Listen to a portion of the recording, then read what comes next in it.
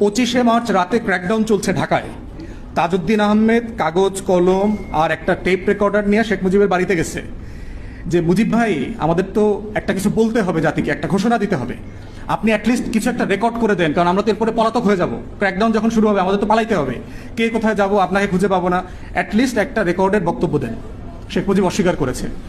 তারপরে তাজউদ্দিন বলেছেন অ্যাটলিস্ট ন্যূনতম একটু লিখে দেন কাগজ কলমে যে আপনি একটা স্বাধীনতার ঘোষণা দিচ্ছেন যেটাকে দিয়ে আমরা আন্দোলনটা চালাই নিতে পারবো। শেখ মুজিব কি বলছে যে 25 তারিখে ক্র্যাকডাউনের প্রতিবাদে 27 তারিখ দেশব্যাপী হরতাল দিছি, তুই বাসায় গিয়ে নাকে তেল দিয়ে ঘুমা। তাজউদ্দিনের লেখা পড়েন। এই হলো শেখ মুজিবের এবং আওয়ামী লীগের মুক্তিযুদ্ধের রাজনীতি। যুদ্ধ একটা হয়েছে, জেনুইনলি হয়েছে, জেনুইন মানুষরা যুদ্ধ করেছেন। এই যে 24-এর গণ অভ্যুত্থানে যেভাবে হাজার হাজার জেনুইন মানুষ যুদ্ধ করেছে, কিন্তু আমাদের রাজনীতিবিদদের বক্তব্য শুনলে মনে হবে যে না, এরকম কোনো যুদ্ধ হয়নি। দেখবেন এখনই কিন্তু রাজনীতিবিদরা, রাজনৈতিক দল, যদি আমি রাজনৈতিক কর্মী, রাজনৈতিক দলগুলো কিন্তু এখনই এই গণ অভ্যুত্থান হাইজ্যাক করবার চেষ্টা করছে। কার কতটুকু শেয়ার ছিল, শেয়ার মার্কেটে কেনা বেচা হইতেছে, যে আমি 10% মালিক ছিলাম, আমি এখানে 30% মালিক ছিলাম, আমি 40% মালিক ছিলাম, এই মালিকানা কেনা বেচা হয়ে গেছে। এই যুদ্ধ তাই হয়েছে, 71 মালিকানা কেনা বেচা হয়ে গেছে। আওয়ামী লীগ যেটা করছে, এটা শেয়ার মার্কেটে বিক্রিও করে নাই, এটা জয়েন্ট স্টক এক্সচেঞ্জে সোল ওনারশিপ, একক মালিকানায় রেজিস্ট্রেশন করছে পুরো মুক্তিযুদ্ধটা। তো সেই ফ্যাসিবাদের জায়গা থেকে মুক্তিযুদ্ধের যে আসল আকাঙ্ক্ষাটা ছিল জনগণের একটা রাষ্ট্র বানাবে। এই জনগণের রাষ্ট্রটা কিভাবে পরিচালিত হবে সেটা বলা ছিল। তৃতীয় কথা হচ্ছে, একটা বিতর্ক হচ্ছে যে এই ফাউন্ডিং ফাদার্স কারা, জাতির জনক অথবা জনকেরা কারা। আমি ব্যক্তিগতভাবে মনে করি এবং আমাদের দলের পজিশন হচ্ছে যে আমরা আমেরিকান মডেলে জাতির প্রতিষ্ঠাতাদের একটা গ্রুপ কন্ট্রিবিউশনকে দিতে চাই। একজন ব্যক্তির নেতৃত্বে পৃথিবীতে যুদ্ধ হয় না, কখনো হয় নাই। একজন ব্যক্তি একটা দেশ স্বাধীন করে না, করতে পারে না। একটা গ্রুপ অফ পিপল লাগে, সবাইকে নিয়ে একটা রাষ্ট্র তৈরি করতে হয়, যুদ্ধ করতে হয়, লড়াই করতে হয়। এই জন্য আমেরিকাতে যেটা আছে, 49-50 জনকে তারা স্বাধীনতার ঘোষক অথবা প্রতিষ্ঠাতা বলেন, ফাউন্ডিং ফাদার্স বলেন। আমরা মনে করি যে বাংলাদেশে কোনো একজন ব্যক্তিকে কেন্দ্র করে যুদ্ধের অবদান তুলে দেবার চেষ্টা করলে এটা জাতিকে বিভক্ত করবে।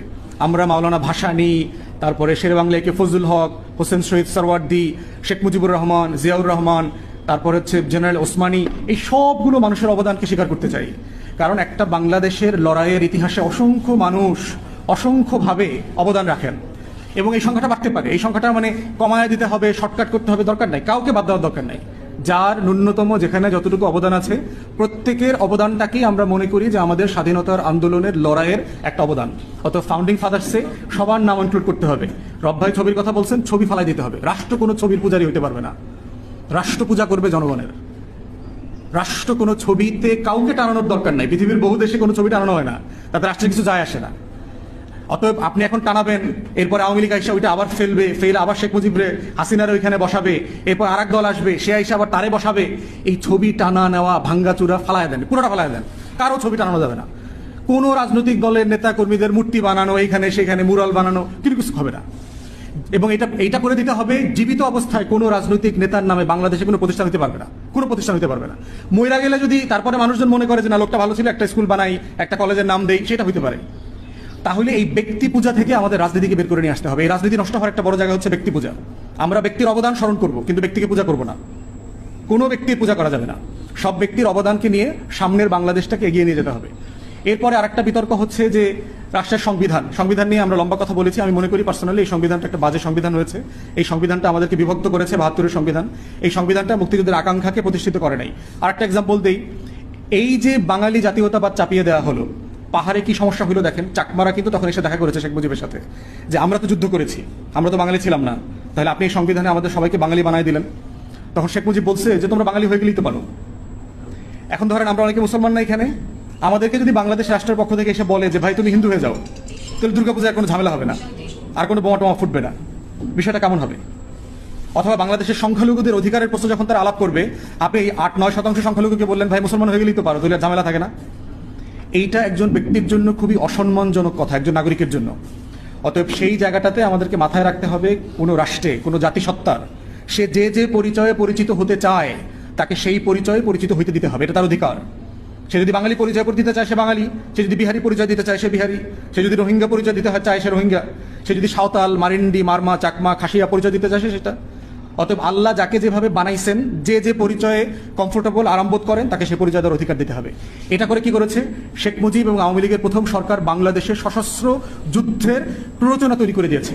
শমতুল আরমানরা কেন অস্ত্র তুলে নিয়েছে? এই কারণে অস্ত্র তুলে নিয়েছে, আপনি তার জাতিসত্তা স্বীকৃতি দেন নাই।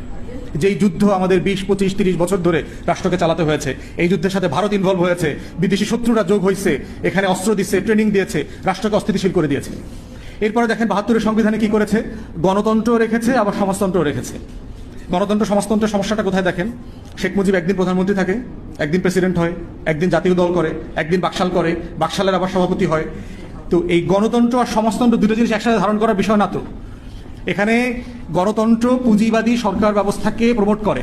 সে আপনাকে অধিকার দেয় যে আপনি একটা সম্পত্তির মালিক হবেন, একটা দোকান করলে এটার মালিক আপনি থাকবেন, একটা ব্যবসা করলে সেটার মালিক আপনি থাকবেন।